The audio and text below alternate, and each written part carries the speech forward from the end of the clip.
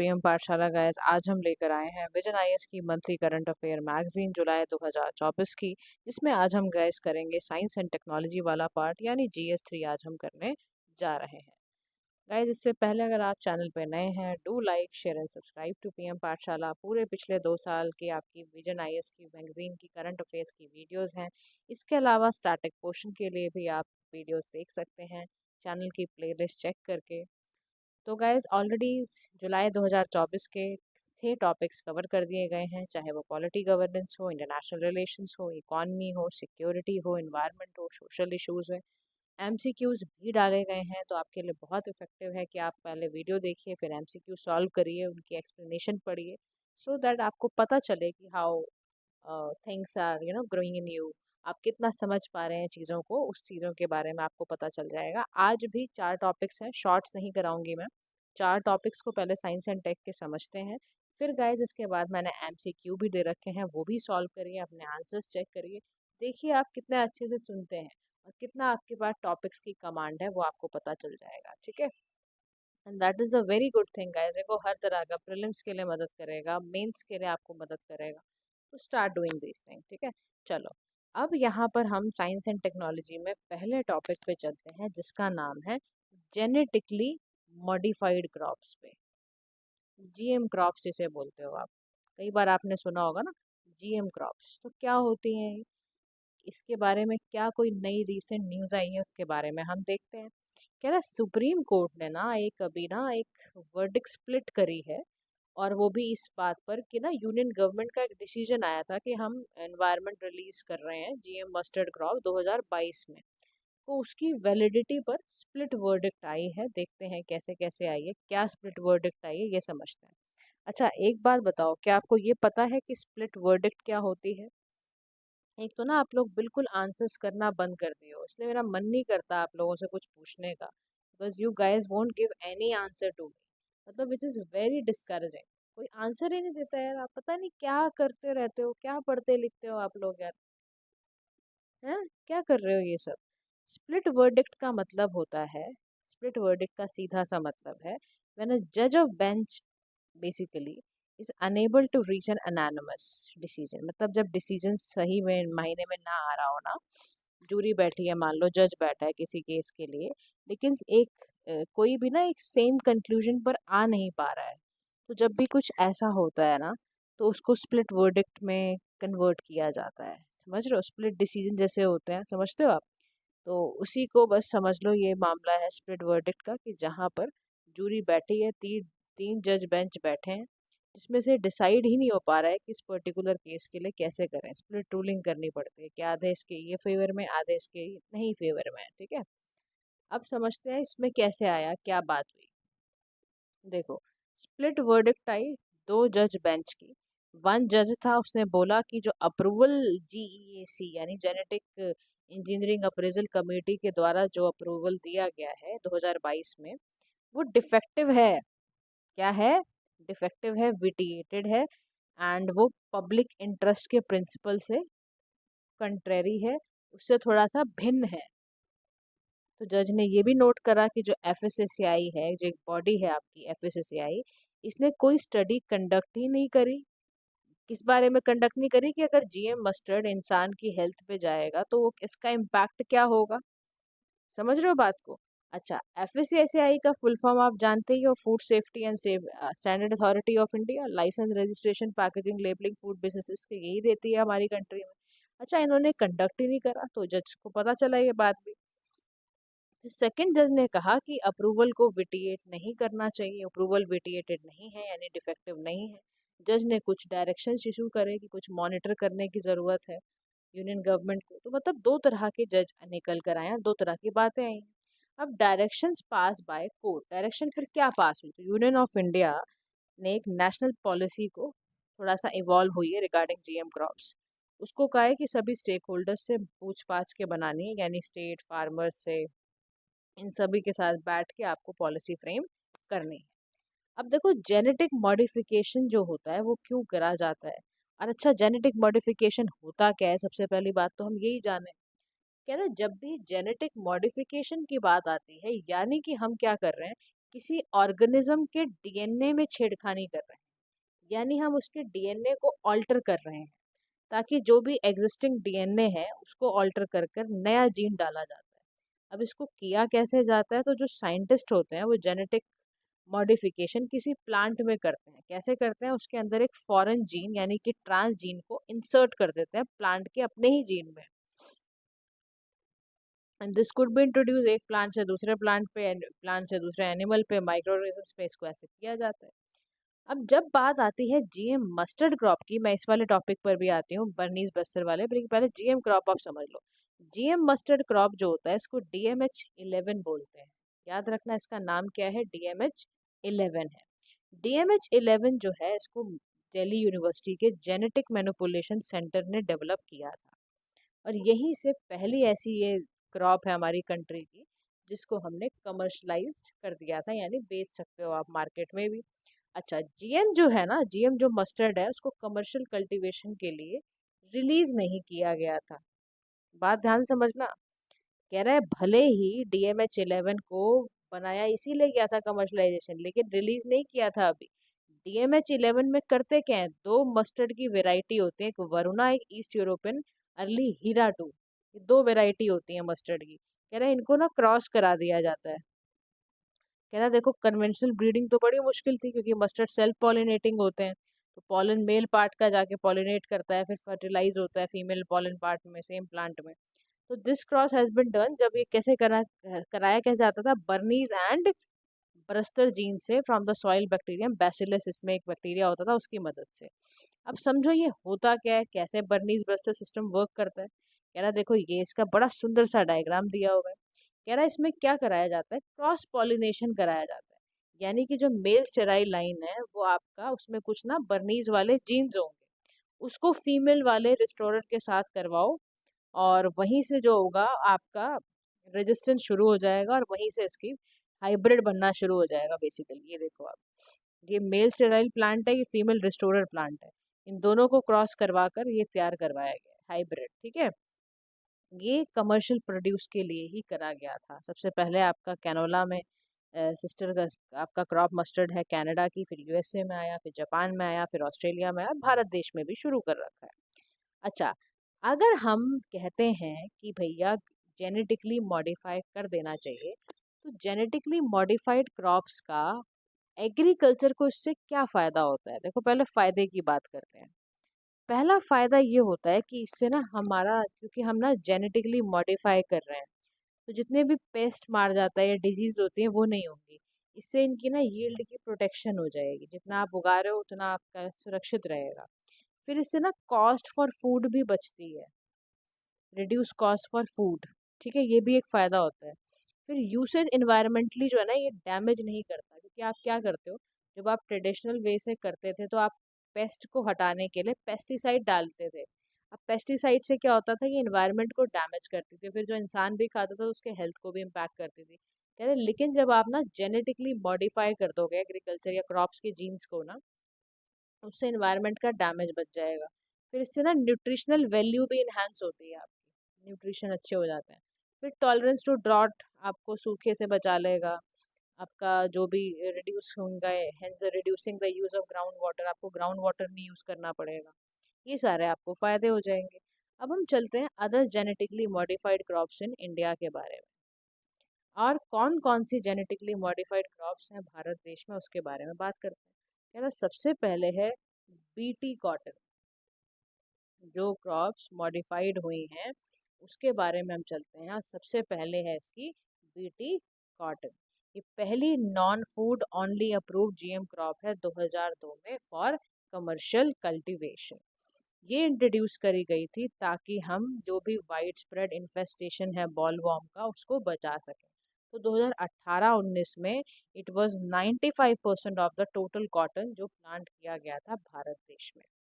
तो याद रखना, BT कॉटन अगर पेपर में आ जाए कि पहली ऐसी नॉन फूड या ओनली अप्रूव्ड GM क्रॉप 2002 में कौन सी थी जिसको हमने कमर्शियल कल्टीवेशन के लिए किया, तो उसका नाम क्या है, BT कॉटन। इसको कैसे करते हैं, बॉलवॉर्म क्योंकि इस पे बहुत ज़्यादा इफेक्ट करता था, कॉटन की खेती खराब हो जाती थी, तो इसको ठीक करने के लिए हमने BT कॉटन को इस तरह से इंट्रोड्यूस करा। फिर इसके बाद अभी हमारी लड़ी बीटी कॉटन्स की रुकी नहीं। हमने क्या करा, हमने ना बीटी ब्रिंजल भी बनाया 2009 में।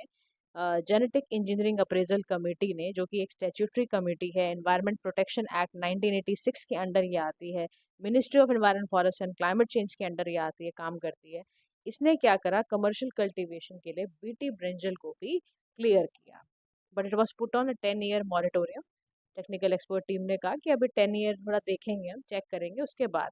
तो जीएसी ने अलाउ किया, फील्ड ट्रायल किए, दो नई वेराइटी जनक एंड बीएसएस इसकी वेराइटी थी ब्रिंजल की। 8 स्टेट में इसका कराया, इंडिजिनियसली जो डेवलप होती थी करा लिया। तो ये सारा इसका मतलब था। अब देखो कह रहे हैं कि ना बहुत ज़रूरी काम क्या है, बहुत ज़रूरी काम ये है कि जितनी भी जीएम क्रॉप्स है ना उनका रेगुलेशन ज़रूरी है। This is very very important, because if you are not regulating it तो it might be use in a bad way, और वो आपको बहुत अफेक्ट कर देगा, आपके एग्रीकल्चर को पूरा पूरा डैमेज कर देगा। तो उसके लिए कह रहे हैं कि आप ना अपने एक्ट्स को सबसे पहले तो थोड़ा और मजबूत करो। तो उसके लिए जैसे कह रहे हैं, जैसे देखो आप जीएम क्रॉप्स के लिए आपका रेगुलेटरी एक्ट क्या है, food safety and standard act 2006। इसमें क्या है, ये फूड सेफ्टी वाला ये ना प्रोहिबिट करता है कि कोई भी इंपोर्ट, मैन्युफैक्चर या सेल वेल जीएम फूड का बिना एफएससीआई के अप्रूवल के नहीं होगा, क्योंकि एफएसएसआई ही रजिस्ट्रेशन वगैरह करता है, वही आपको लाइसेंस देता है। तो बिना उसके अप्रूवल के आप जरा भी इंपोर्ट मैन्युफैक्चर नहीं कर पाओगे।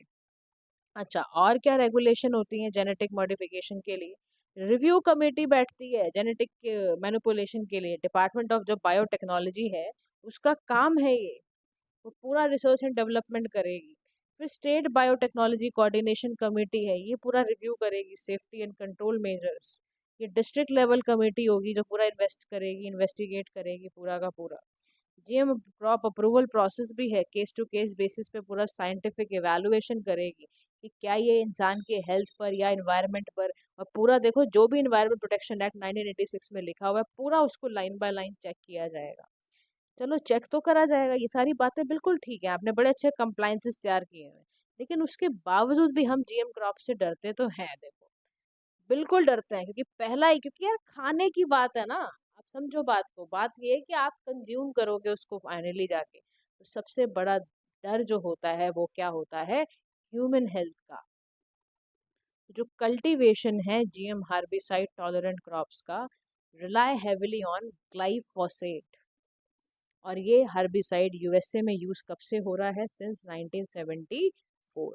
तो ग्लाइफोसेट क्या है, एक तरह का प्रोबेबल कार्सिनोजेन है। कैसे आया, 2015 में डब्ल्यूएचओ ने, बाय वर्ल्ड हेल्थ ऑर्गेनाइजेशन ने ये काम किया है। तो याद रखो सबसे बड़ी दिक्कत कि हमें कल्टीवेशन जब भी हम जीएम हर्बिसाइड टॉलरेंट क्रॉप्स का करते हैं तो एक ग्लाइफोस्फेट होता है, ये एक प्रोबेबल कार्सिनोजेन है, डब्ल्यूएचओ ने बताया।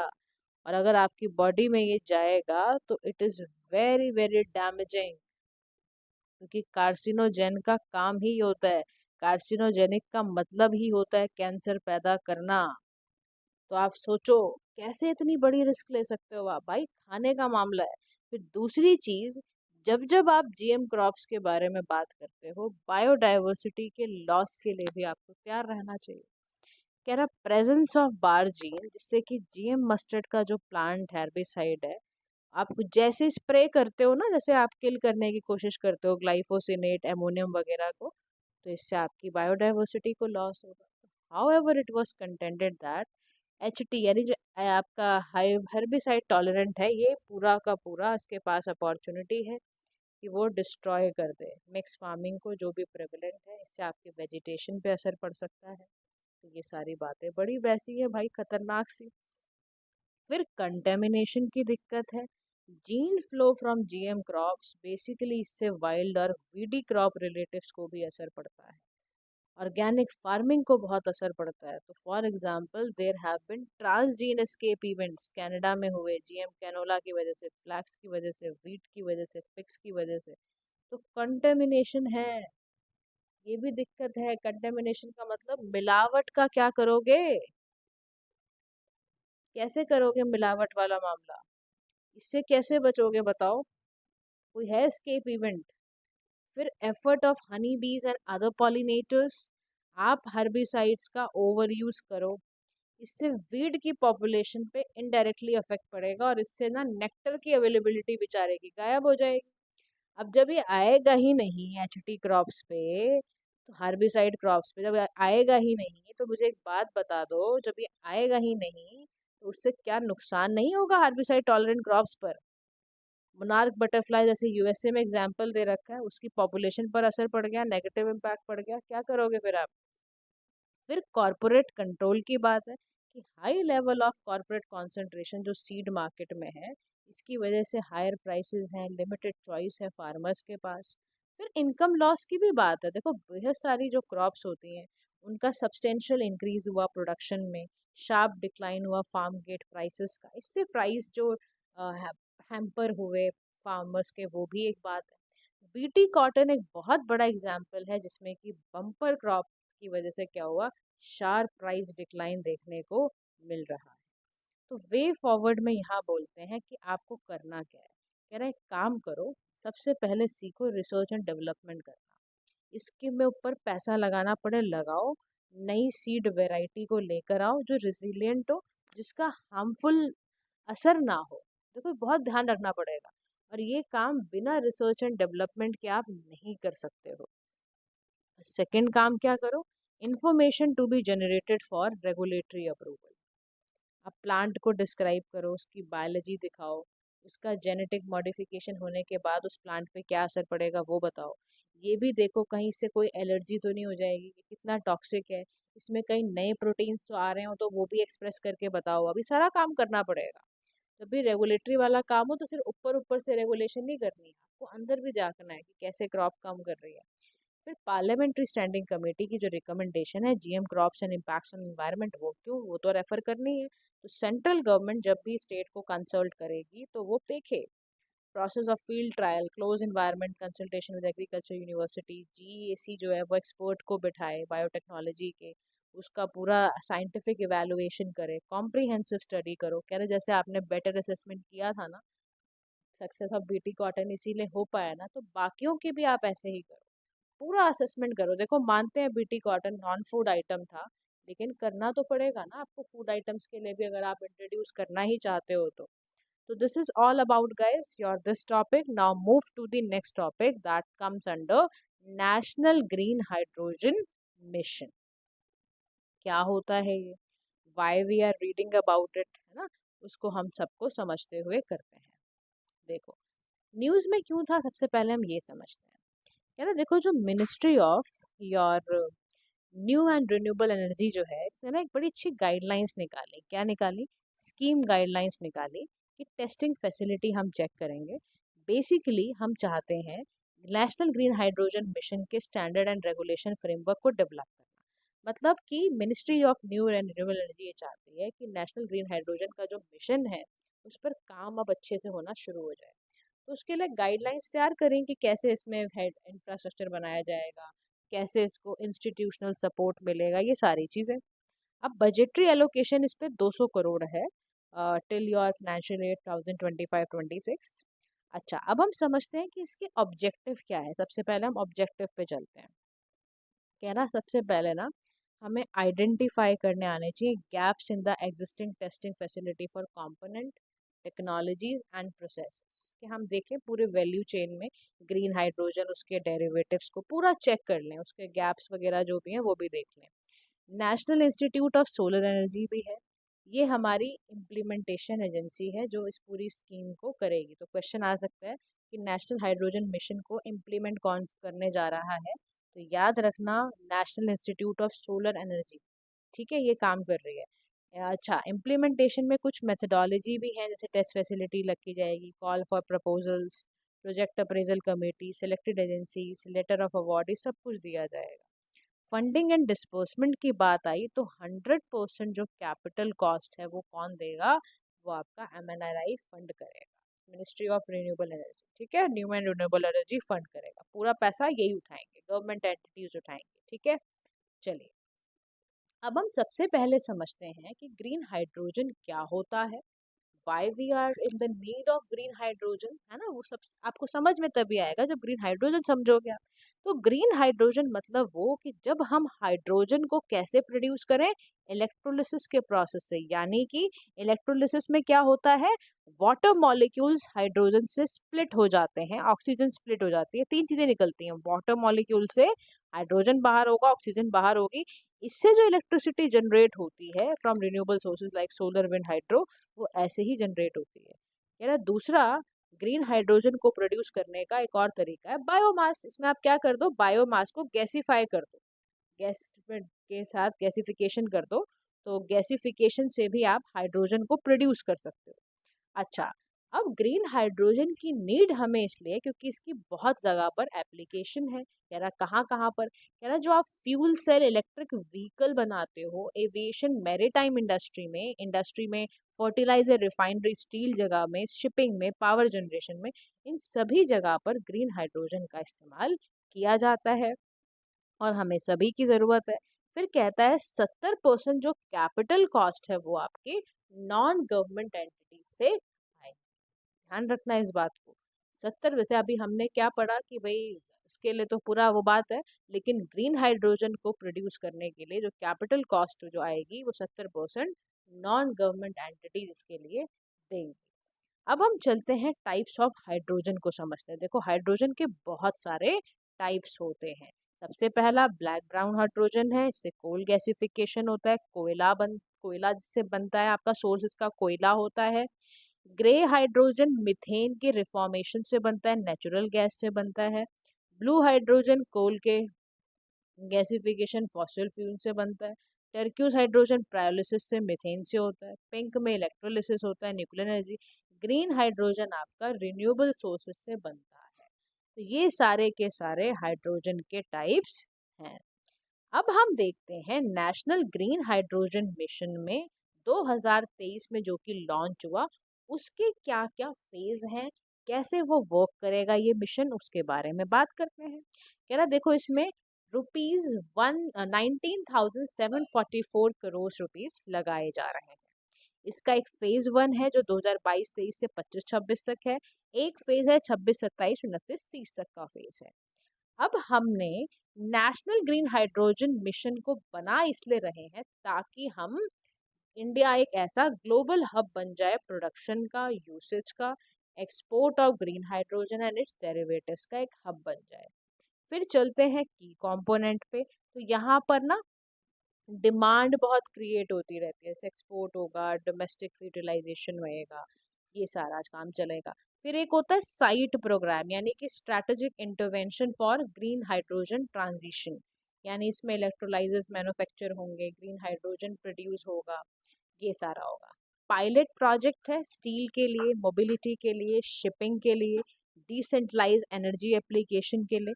क्योंकि देखो हम बना क्यों रहे हैं इस मिशन पे, हम काम ही इसलिए कर रहे हैं ताकि हमारा बायोमास, हमारा एनर्जी, ये सब जगह हमारा शिपिंग इंडस्ट्री वगैरह हमारी अच्छी होती चली जाए। अच्छा, अब हम ग्रीन एनर्जी पे इसलिए बहुत ज़्यादा, या ग्रीन हाइड्रोजन पर हम इसलिए बहुत ज़्यादा इस वक्त डेवलपमेंट की सोच रहे हैं क्योंकि हमें उसकी ज़रूरत है।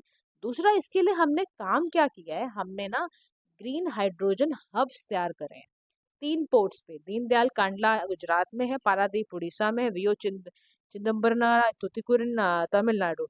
ये सारे के सारे हमने लाइक डेवलप करा है और हम चाहते हैं इनका रेगुलेशन स्टैंडर्ड के साथ, रिसर्च एंड डेवलपमेंट के साथ इस पे काम होता चला जाए। अब ये कह रहा है इसके एक्सपेक्टेड आउटकम्स क्या है मिशन के बाय 2030, क्या होगा। मिशन तो बना दिया, देखो मिशन बनाने के बाद आप कुछ तो आउटकम एक्सपेक्ट करते हो ना, कुछ तो होगा तभी तो। देखो बिना एक्सपेक्ट किए कैसे पता चलेगा भाई, किसी तो मिशन के लिए काम कर रहे हो।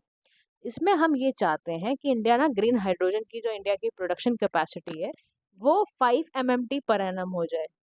रिन्यूएबल एनर्जी का यूटिलाइजेशन बढ़ाने के लिए हम ये कर रहे हैं। हम ये चाहते हैं कि full time jobs create over 6 lakh वो भी हो जाए, इससे जॉब भी मिलेगी, देखो ये भी एक बात है। फिर 8 लाख करोड़ से इन्वेस्टमेंट भी होगी। फिर इसमें CO2 इमिशन को भी तो कट करने की बात है।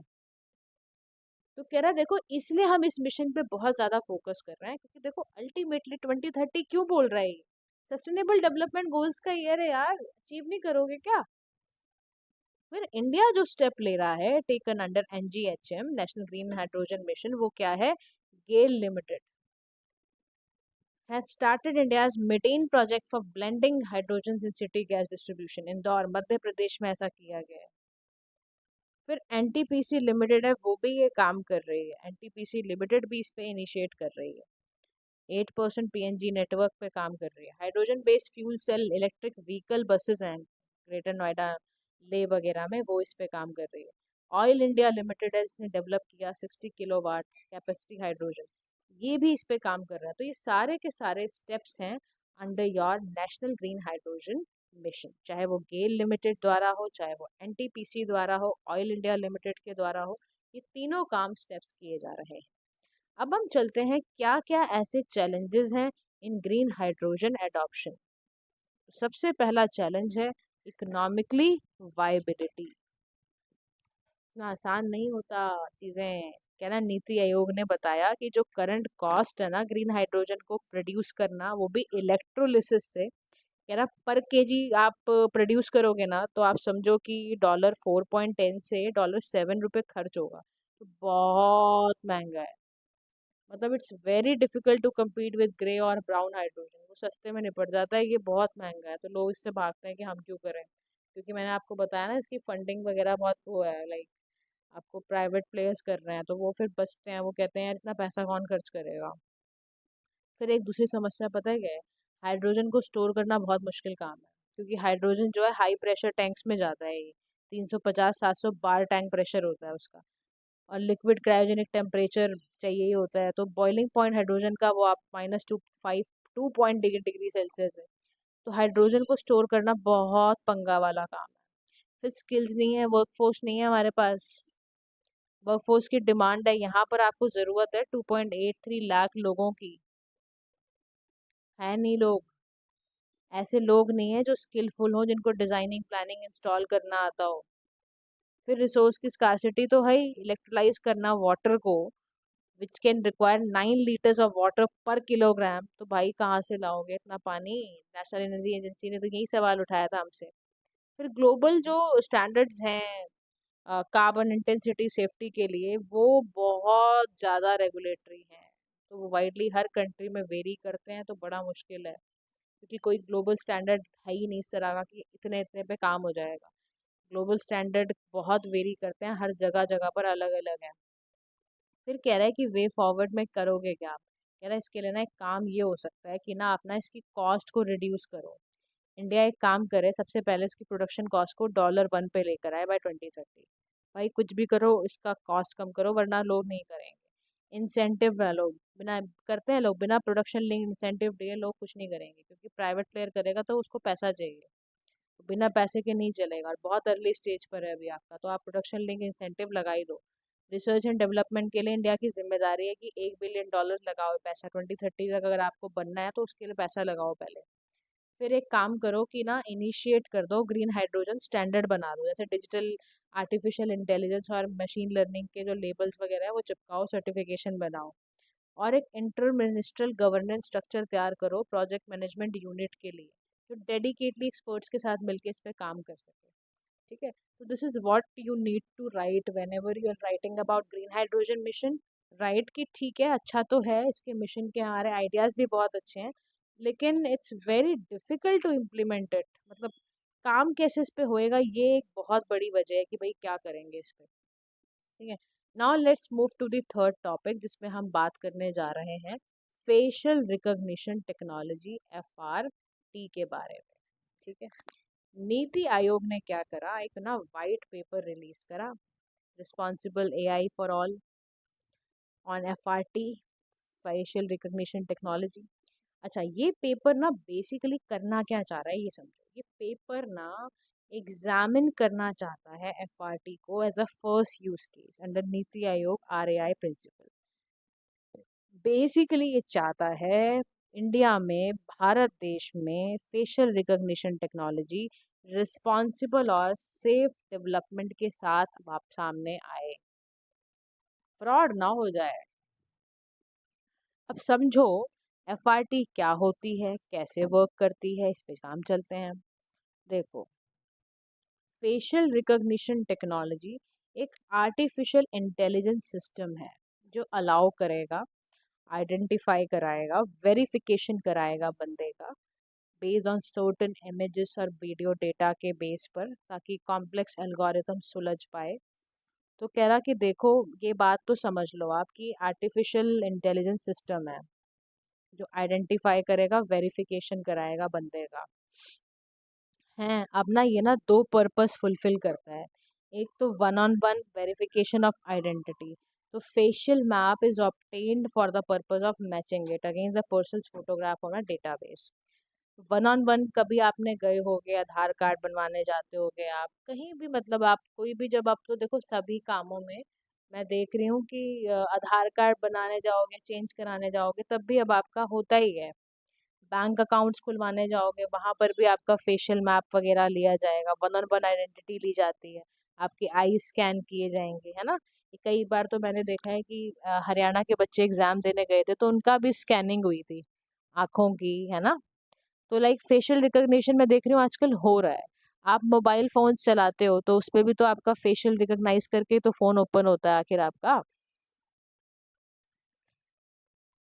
फिर कह रहे हैं one ratio and identification of identity, यानी वेरिफिकेशन पूरे डेटाबेस के एंटायर फोटोग्राफ वीडियो सब पे होगा। मास मॉनिटरिंग और सर्वेलेंस होगा। अब समझो ये फेशियल रिकॉग्निशन टेक्नोलॉजी जो है, ये काम कैसे करती है, हाउ डज एफआरटी वर्क। ये सबसे पहले क्या करेगी, कैप्चर करेगी, स्कैन करेगी, एल्गोरिथम पकड़ेगा, उससे आपका ह्यूमन फेस निकल कर आ जाएगा, डिजिटल प्रेजेंस का पता चल जाएगा। फिर ये ना एक्सट्रैक्ट करेगा फेशियल डेटा, यानी मैथमेटिकल रिप्रेजेंटेशन वगैरह को लेकर ये निकाल लेगा। फिर कंपेयर करेगा डेटाबेस को, आपस में मैच करेगा कि हाँ ये वही बनता है कि नहीं है। ठीक है, हम लोग क्यों लगाते हैं आजकल अपने मोबाइल फोन्स पे, इसीलिए कि हमारा डिटेक्ट हो जाए कि हमारा ही है। तो फेशियल रिकॉग्निशन बेसिकली एक ऑटोमेटिक क्रॉस रेफरेंस है, जिससे व्यक्ति के फेशियल फीचर्स का पता चल जाता है प्री एग्जिस्टिंग डेटाबेस के बेसिस पर। ठीक है, अब एप्लीकेशन और यूज केसेस एफआरटी के क्या क्या है उस पर देखते हैं। सबसे बड़ी चीज है security related uses, applications and use cases. अगर हम फेशियल रिकॉग्निशन टेक्नोलॉजी का देखें तो सबसे बड़ी चीज है सिक्योरिटी रिलेटेड यूजेस, यानी लॉ एंड ऑर्डर इन्फोर्समेंट, यानी कि आइडेंटिफाई करो पर्सन ऑफ इंटरेस्ट को। ये देखो कि कोई सस्पेक्टेड क्रिमिनल्स तो नहीं है, यानी एग्जाम्पल के तौर पर जो उत्तर प्रदेश का त्रिनेत्रा या रियल टाइम आइडेंटिफिकेशन क्रिमिनल्स की होनी थी, क्या वो आइडेंटिफाई हो पाई पर्सन ऑफ इंटरेस्ट। देखो सबसे बड़ा एफआरटी का यूज़ यही है कि आपको जो भी व्यक्ति सस्पेक्टेड लग रहा है, जैसे हमने बताया कि उत्तर प्रदेश में त्रिनेत्रा जो रियल टाइम आइडेंटिफाई करता है क्रिमिनल्स को। जो भी बच्चे यूपी पीसीएस का एग्जाम देने जा रहे हैं ना, वो याद रखें, यूपी का एक त्रिनेत्रा होता है, इसका काम यही होता है, एफआरटी की तरह काम करता है, एफआरटी ही है बेसिकली। अब मिसिंग पर्सन्स को मान लो आइडेंटिफाई करना, तो तेलंगाना में ना दर्पण करके एक प्लेटफॉर्म है जिसमें एफआरटी की तरह काम कर रहा है, मैच करेगा फोटो और आइडेंटिफाई कर देगा बच्चे को। चाइना में स्काईनेट प्रोजेक्ट है मॉनिटरिंग और सर्वेलेंस करने के लिए। इमाइग्रेशन बॉर्डर मैनेजमेंट के लिए कनाडा ने फेसेस ऑन द मूव कर रखा है कि फेक आइडेंटिफिकेशन आप कर ही नहीं सकते, घुस ही नहीं पाओगे उस इलाके में। तो सोचो फेशियल रिकॉग्निशन टेक्नोलॉजी सिक्योरिटी में कितना कितना मतलब आप समझ लो बहुत यूजफुल हो रहा है। फिर क्राउड कंट्रोल, क्राउड कंट्रोल के लिए कैसे, कह रहा है जो पान tilde zoom surveillance camera Prayagraj में उत्तर प्रदेश लॉ में यूज करा जाता है, ताकि कुंभ मेला लगता है, ये 2021 में लगा था, तो लार्ज क्राउड को मेंटेन करने के लिए किया जाता है। फिर होता है नॉन सिक्योरिटी रिलेटेड यूजेस, यानी ये वेरिफिकेशन करेगा, ऑथेंटिफिकेशन करेगा इंडिविजुअल आइडेंटिटी का, ताकि जो भी प्रोडक्ट एक्सेस करने हो, सर्विस एक्सेस करने हो, पब्लिक बेनिफिट करना हो, यानी आधार कार्ड का इस्तेमाल करना है for authentication based on facial recognition. फिर सेकंड काम क्या करना है, ease of access to services, यानी contactless on boarding at airport through DigiYatra का काम आपको करना है। Ease in usability, unique IDs बनाओ एजुकेशनल इंस्टीट्यूशंस की, सीबीएसई ने जैसे फेस मैचिंग टेक्नोलॉजी बनाई है, ताकि सारे के सारे आपके डॉक्यूमेंट्स पूरी की पूरी तरह से ऑथेंटिकेट हो पाए। बात समझ में आ रही है? अब क्या क्या रिस्क इन्वॉल्व है एफआरटी सिस्टम में वो देख लेते हैं। जो रिस्क इन्वॉल्व है फेशियल रिकॉग्निशन टेक्नोलॉजी में, वो पहली रिस्क है इनएक्यूरेसीज। इनएक्यूरेसीज में बहुत ज़्यादा पंगा है। क्या है? एफआरटी सिस्टम से मिस आइडेंटिफिकेशन होगा, इनएक्यूरेसी बढ़ेगी, ऑटोमेशन बायस, अंडर रिप्रेजेंटेशन होगा डेटाबेस का। कह रहे देखो एआई सिस्टम में डिस्पैरिटी आ गई स्किन टोन, रेस, जेंडर वगैरह में, तो ये प्रॉब्लम। फिर अकाउंटेबिलिटी का क्राइसिस है। टेक्निकल फैक्टर जैसे कि इंट्रिंसिक फैक्टर है, फेशियल रिकग्निशन करना, एजिंग करना, प्लास्टिक सर्जरी करना। एक्सट्रिंसिक फैक्टर है इल्यूमिनेशन, पोज वेरिएशन, ये सब प्रॉब्लम है।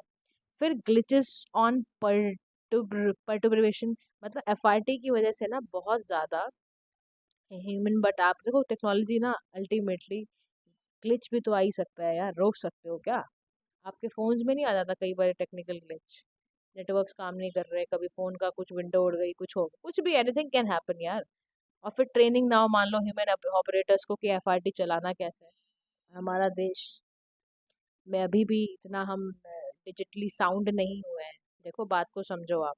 फिर हमें ना अकाउंटेबिलिटी और लीगल लाइबिलिटी की भी एक चिंता रहती है। बहुत ज़्यादा ना कम्प्यूटेशनल कॉम्प्लेक्सिटी है एल्गोरिथम में, एफआरटी के सिस्टम में, हर कोई इसको इस्तेमाल नहीं कर पाएगा।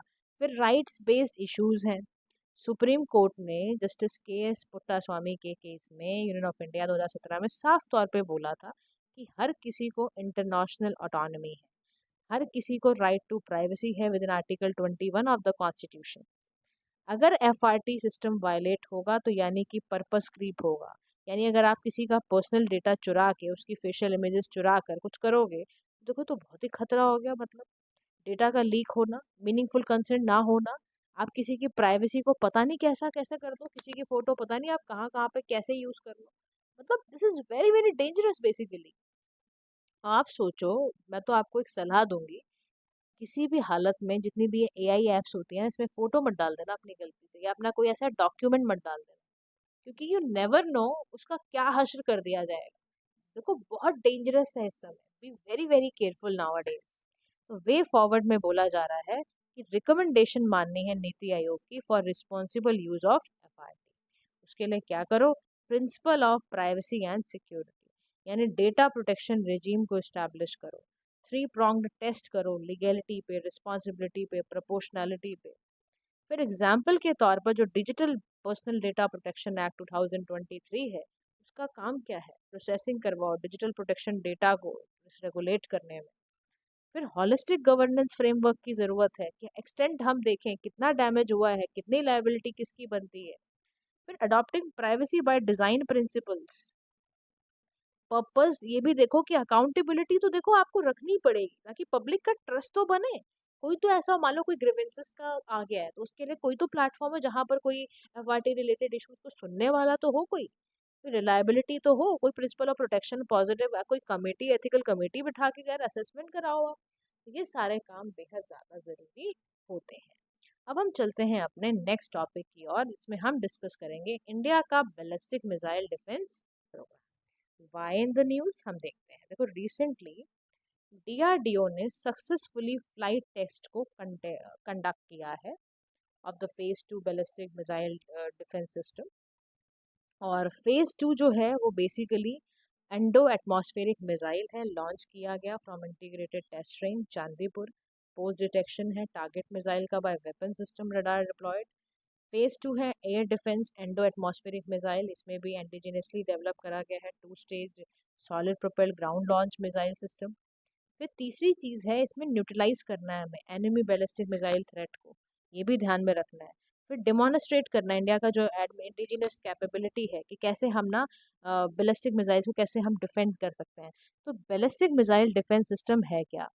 बीएमडी बेसिकली एरियल अटैक्स के अगेंस्ट, जैसे ड्रोन्स है, फाइटर जेट्स हैं, बैलिस्टिक है, क्रूज मिसाइल है, ये बेसिकली इसके अगेंस्ट लड़ता है ताकि हमें ये पता चल जाए कि सामने से इनकमिंग मिसाइल को हमें कैसे कैसे डिस्ट्रॉय करना है। तो कह रहा है अदर जो हमारे मिसाइल डिफेंस सिस्टम है उसमें हमने थाड यूएसए से ले रखा है, आयरन डोम हमने इसराइल से ले रखा है, पेट्रॉइट हमने यूएसए से ले रखा है। हमने सारे इसीलिए ले रखे हैं ताकि हम ड्रोन्स की मदद से, देखो अब इस वक्त हम बहुत ज़्यादा परेशान हैं। वो पता है उत्तर प्रदेश का जो बहराइच डिस्ट्रिक्ट है, वहाँ पे भेड़ें बच्चों को उठा के ले जा रही हैं, मार डाल रही हैं। ड्रोन्स लगा रहे हैं हम इसीलिए ताकि उनको चेक करा जा सके कि यार ये तो बहुत ही खतरनाक सी बात है लाइक।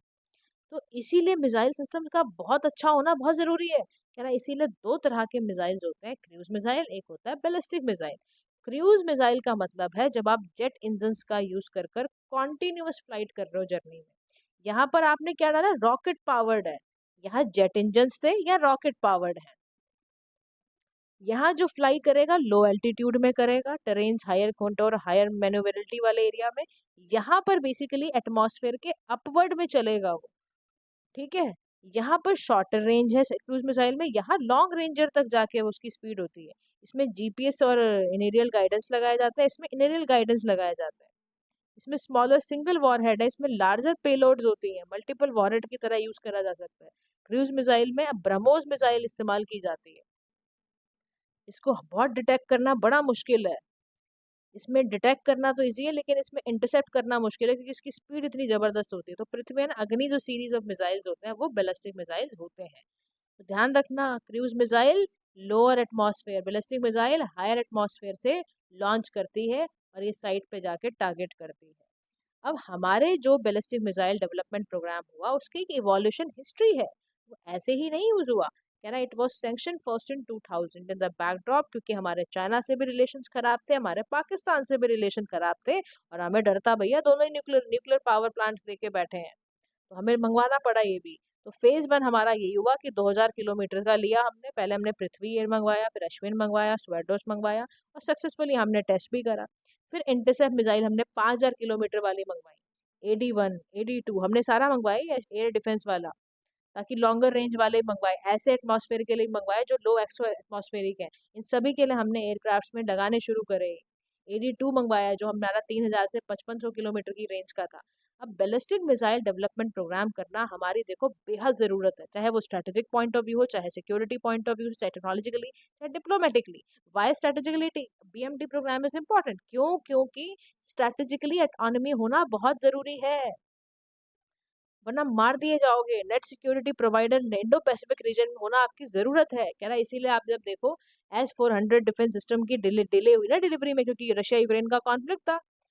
तो प्रॉब्लम नहीं हो रही है फॉरेन कंट्री में, देखो सिक्योरिटी नीड हर वक्त जरूरत है। और आजकल के माहौल में जहाँ कुछ पता ही नहीं कब क्या हो जाए, एक तरफ देख ही रहे हो रशिया यूक्रेन रुक नहीं रहे हैं 2021 से, अब यहाँ आ जाओ आप, हमास और इसराइल रुक रहे हैं, वो अभी तक कोई इस पे कुछ नहीं आया, 2023 से चल रहा है, बताओ।